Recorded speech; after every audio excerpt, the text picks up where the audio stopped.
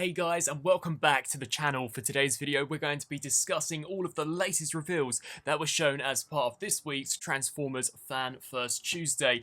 And my goodness, we got a lot. Probably the most reveals we've seen throughout 2022 so far. And I think it's safe to say that the team over at Transformers did not disappoint at all. There were some figures of which I had no inkling whatsoever as to how they would turn out. And for the most part, I am incredibly impressed. Now, already we've seen the likes of Legacy Blitzwing, the Legacy Wild Rider, and most recently over on the channel, I did also do a discussion video in regards to some of the official images for Motormaster and Menasaur, although they did go into a few additional details in regards to Menasor, which I'll be sure to touch base with within this video. So we may as well kickstart by taking a look at the second release for the Transformers Legacy Deluxe Assortment, and it is the Transformers Prime inspired Knockout. Now, much like RC and Bulkhead, this is in fact his G1 interpretation, his universe look, so it's not a true to form representation of how Knockout specifically appeared in Transformers Prime. It really does just borrow essence from that original design, but I think they've done a fantastic job. This is actually a really nicely done Knockout figure just as a standalone deluxe class. Now, this is a retool of the Studio Series 86 Deluxe Class Jazz, but an incredibly extensive retool. I think that it is really just going to borrow elements and aspects of the transformation. The head sculpt straight away I think looks awesome. Definitely very Transformers Prime inspired where the design is concerned, but it does have that G1 stylistic aesthetic, which overall I think works out really nicely. I loved the subtle details such as giving him the red goatee. I think the chest unit looks awesome, and we'll touch base more with that when we take a look at the image of him in his vehicle mode. Accessory wise, he does come with the spear or the trident that we see him use in Transformers Prime. It is energon infused, as that is the main weaponry gimmick that we'll be seeing throughout Legacy, but this too I also think's turned out really nicely, and overall it's just a very awesome looking deluxe figure. Much like Bulkhead, I think this is a Transformers Prime design adapted into the G1 style done right. They definitely have done a pretty decent job where this guy's robot mode is concerned, and then as we take a look at the vehicle mode, this is almost spot on to how it actually appeared in Transformers Prime. They really did harken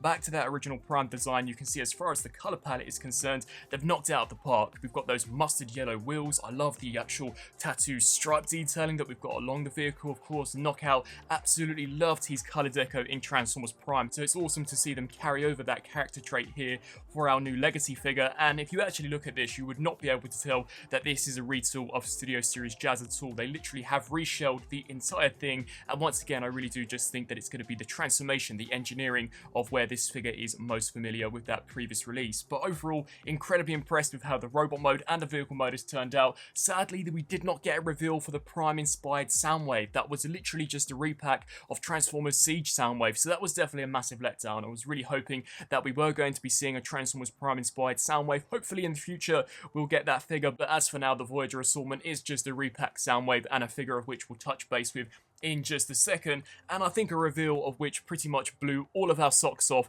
is the long-awaited Transformers Beast Wars, or of course Legacy Deluxe Class Tarantulas. And my goodness, does this figure deliver. This is fantastic. This was really the only other deluxe scaled character that we needed to complete our Season 1 Beast Wars Predacon lineup, and I think he was definitely worth the wait. Robot mode looks impeccable, by far the best version of Tarantulas that we've ever seen, and much like some of those Kingdom Beast Wars characters that we saw previously, I think they've done a fantastic job. The head sculpt looks awesome. The actual design of the torso is so nicely done, and of course he's got the tarantula legs just kind of hanging out on the back, similar to the Kingdom Black Arachnia. He does come with his crossbow weapon, as well as this brand new energon infused buzzsaw, of which once again I think is a great inclusion. And at least from this particular image, there really doesn't appear to be any reuse of parts from that Kingdom Black Arachnia. I know there was some speculation that this guy would merely be a heavy retool, but nope, it does appear as if though he's 100% brand new from the ground upwards. Even the design of the legs I think looks terrific, and that color palette, those really awesome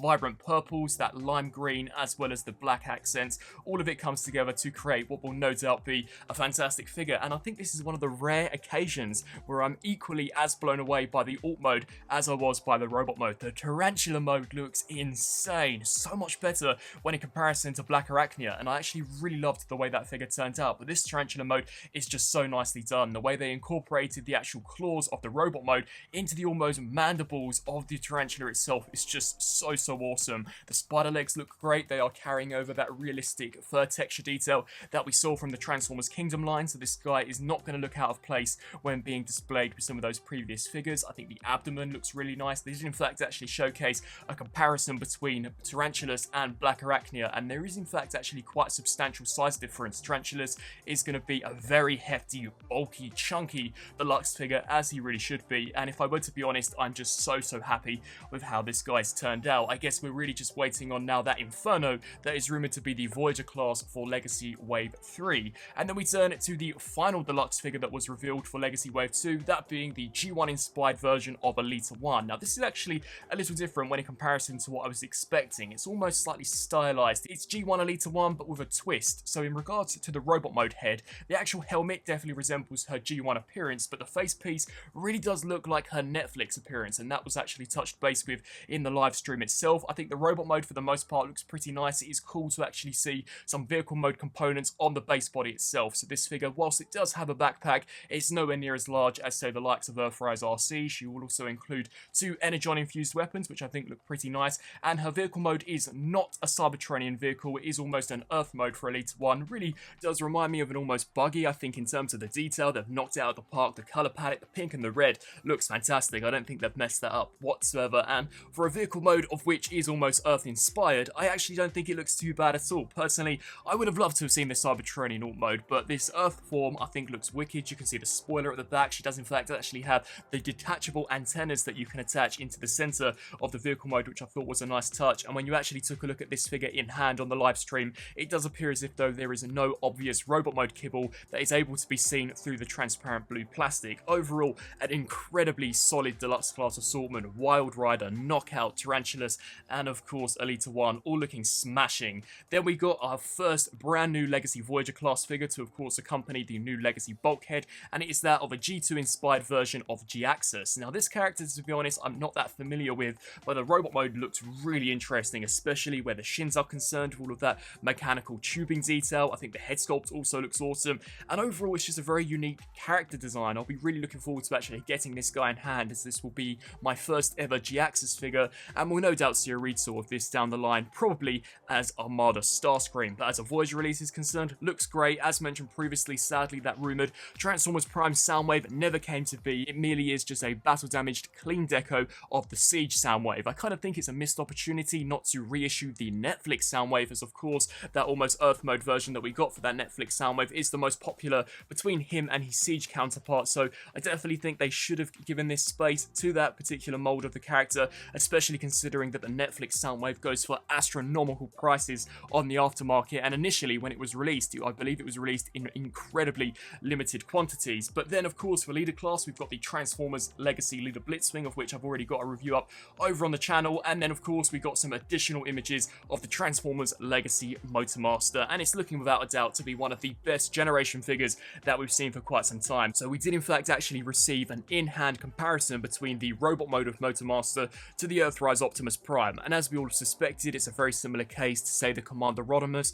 This is going to be a Voyager scaled figure, and it is really where the engineering is concerned that justifies that Commander price point. And of course it comes with the main endoskeleton, or just skeleton in general, of Menasor, but the robot mode looks terrific. Undoubtedly the best mainline version of Menasor that we've ever seen, and they did also touch base with how Wild Rider and Dragstrip will attach, and I've got to be honest and say, as far as an engineering point of view is concerned, this has got to be one of the best engineered figures that we've seen for quite some time. I loved how Wild Rider actually attached onto the back of a Menasor skeleton, and then out would come these almost spring-loaded trapdoors to fill out the hollowness. That was a great touch. And then Dragstrip combines as the whole vehicle mode onto the side of the shoulder, and then as you extend the almost elbow joint of the combiner up, it will separate the two halves. I just thought that was brilliant. So well engineered. And then to round things off, we did in fact actually see a new Shattered Glass figure that wasn't rumoured, I don't believe. I know that there was some out there suspecting that we would see the most recently leaked Shattered Glass Blaster make an appearance, but no, it is in fact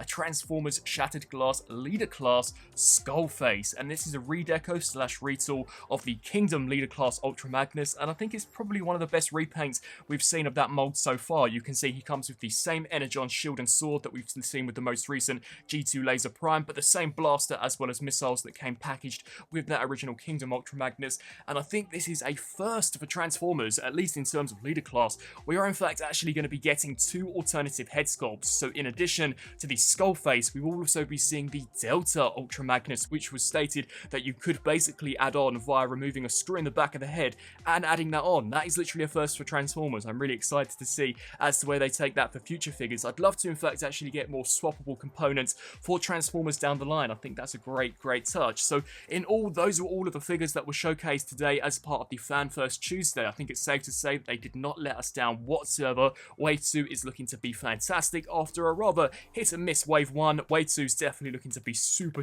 solid. Some of the figures that I'm looking forward to are, well, basically all of them, but if I were to cherry pick some, it would have to be that Commander Motormaster, Tarantulas, as well as of course that Prime inspired Knockout. Sadly they didn't show any of the core class figures for Wave 2. We know that there is a G2 version of Megatron on the horizon and a rumoured core class Shockwave, but I imagine they will come later down the line, probably via Instagram through either a Transformers Tuesday or hopefully another live stream. But overall, definitely looking to be super exciting. I'd love to hear your thoughts down in the comment section below. What do you guys think in regards to the Deluxe, Voyager, Leader, and of course Commander class assortment? And will you guys be picking up that Leader class Shattered Glass Skullface? It's definitely great to see that the Shattered Glass line is going to be continuing, and we know we're going to be getting a Voyager class version of Blaster, so I'm also really intrigued to see as to what other characters Hasbro and Takara have up their sleeves. As always, I thank you guys all so much for watching. I really hope that you have enjoyed this coverage, and of course sound off down in the comment section below what you think of both the video and of course the reveals. Thanks for watching.